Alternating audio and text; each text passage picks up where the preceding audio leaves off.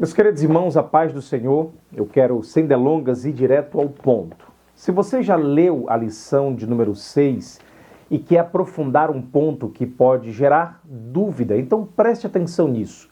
Paulo, um dos maiores homens do Novo Testamento, um homem de Deus, ele teve medo. E isso não significou que ele havia perdido a fé. A lição de número 6, a lição que iremos expor neste momento, nos leva à igreja ou à cidade de Corinto, uma cidade rica, cosmopolita e estratégica, mas marcada por profunda decadência moral e também por pluralismo religioso. Paulo, ele chega ali depois de perseguições em Filipos, Tessalônica, Bereia e da experiência que explicamos na aula passada que ele teve em Atenas. Ele encontra naquela localidade um casal chamado Áquila e Priscila, trabalha com eles, anuncia Cristo na sinagoga, para surpresa de 0 pessoas, enfrenta oposição e depois ele continua a missão na casa de Tito o Justo. Crispo, o principal da sinagoga, ele crê no Senhor e muitos coríntios também creem e são batizados. Mas, contextualizando os irmãos, existe um detalhe extraordinário.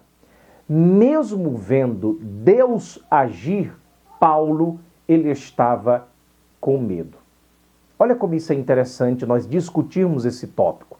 Por isso que o tópico que nós iremos aprofundar da presente lição é o tópico 2, subtópico 2, que tem como título o medo do apóstolo e a palavra que fortalece. Se os irmãos abrirem as vossas Bíblias em 1 Coríntios, capítulo 2, verso 3, o texto, ele nos diz que o próprio apóstolo fala: "E eu estive convosco em fraqueza e em temor."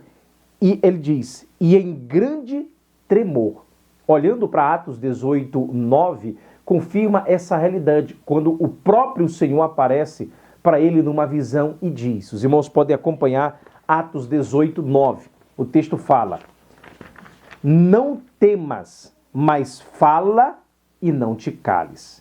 Olha como isso é poderoso. Não temas, mas fala e não te cales. No grego, não temas, ele vem de um verbo, ele pode ser traduzido também como temer, sentir medo.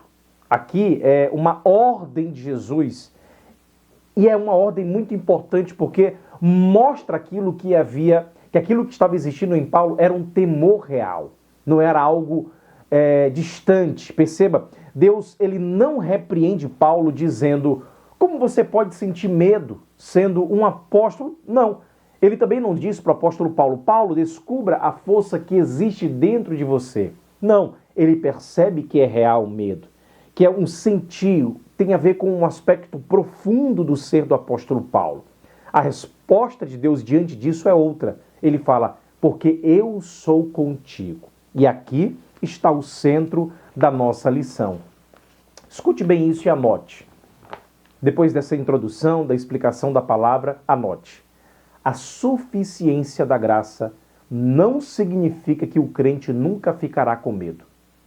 Significa que o medo, ele não precisa determinar a sua obediência.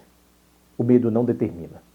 Quando olhamos para a Bíblia Sagrada, a coragem bíblica não é ausência de medo, é continuar obedecendo à presença de Deus, seguindo os seus preceitos, porque Ele é maior do que aquilo que nos ameaça. E observe, se os irmãos observarem a sequência do texto, está até na lição das palavras do Senhor. Ele fala: "Não temas." Ou seja, Deus, ele trata o interior do apóstolo Paulo. Ele acalma a sua mente. Não temas. Tem um aspecto interior. Em seguida ele diz: "Fala." Ou seja, Deus diz para Paulo: "Continua a tua missão." Depois ele diz: "Não te cales." Ou seja, Deus está confrontando a possibilidade de o medo produzir silêncio no apóstolo, deixar ele calado. No final ele fala: "Eu sou contigo." Ou seja, Deus apresenta a razão para o apóstolo Paulo continuar.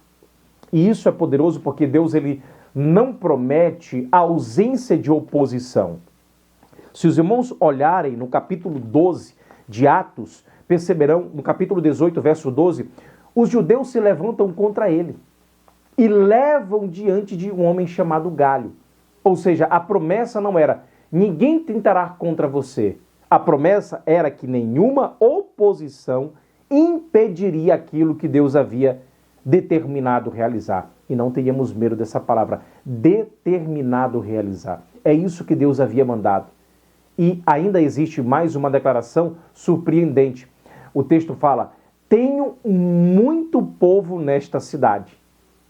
É só você olhar para Atos. Tenho muito povo. Ou seja, Paulo, ele olhava para Corinto e enxergava imoralidade, enxergava idolatria, resistência. Mas quando Deus olhava para Corinto e dizia, eu tenho gente aqui. Olha como isso é poderoso. Paulo, ele ainda não conhecia essas pessoas. Elas ainda nem haviam respondido ao Evangelho. Mas o nosso Deus, que é onisciente, ele já conhecia o campo onde Paulo estava trabalhando. Agora escute isso. Por isso, ele permanece 1 ano e 6 meses naquela cidade, naquela localidade, ensinando a palavra de Deus.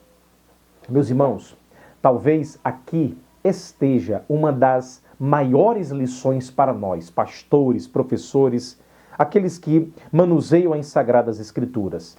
Não interprete o seu chamado pelo tamanho da oposição. Vou repetir, não interprete o tamanho do seu chamado pela oposição que você sofre. Há momentos em que estamos obedecendo e ainda assim sentimos fraquezas.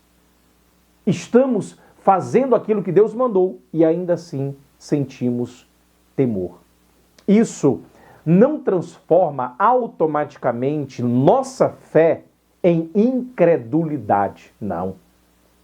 Perceba que a questão é o que faremos com esse medo que estamos sentindo no ministério, na palavra, quando estamos liderando uma localidade, conduzindo pessoas, sentimos medo.